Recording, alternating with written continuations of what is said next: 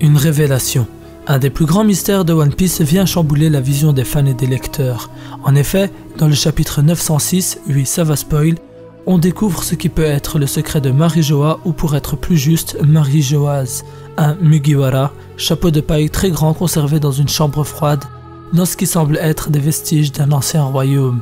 Tout d'abord, le contexte est fort intéressant. En effet, on revoit un personnage charismatique et énigmatique, Doflamingo, qui explique que sa vie est en danger à cause du secret qu'il connaît à propos du trésor de Marijoa. Au même moment, on revient dans ce lieu pour suivre une ombre d'une personne paraissant royale, longue, cape et couronne. Je miserais sur une reine. Elle se déplace dans des vestiges avant d'arriver devant une immense porte qu'elle ouvre. Elle arrive devant ce chapeau bien plus grand qu'elle.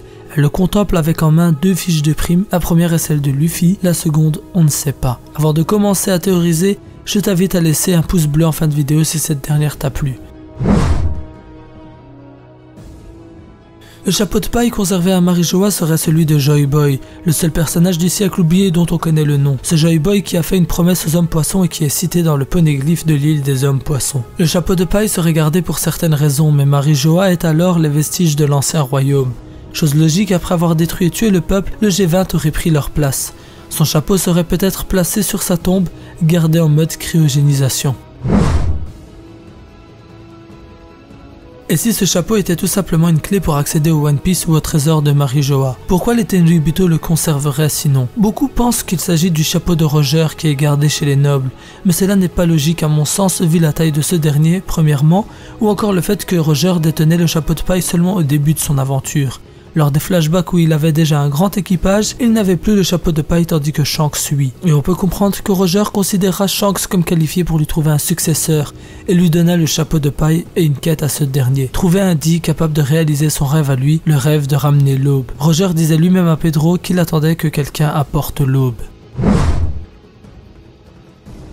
Le chapeau a clairement un lien avec le siècle oublié. On peut considérer qu'il s'agit d'un côté d'un objet qui apporte peur et crainte pour les Tenryubito, tandis que de l'autre, il s'agit d'une forme d'espoir. L'espoir pour les dits, pour le peuple de l'ancien royaume de pouvoir enfin connaître la vengeance et qui c'est une sorte de libération pour eux.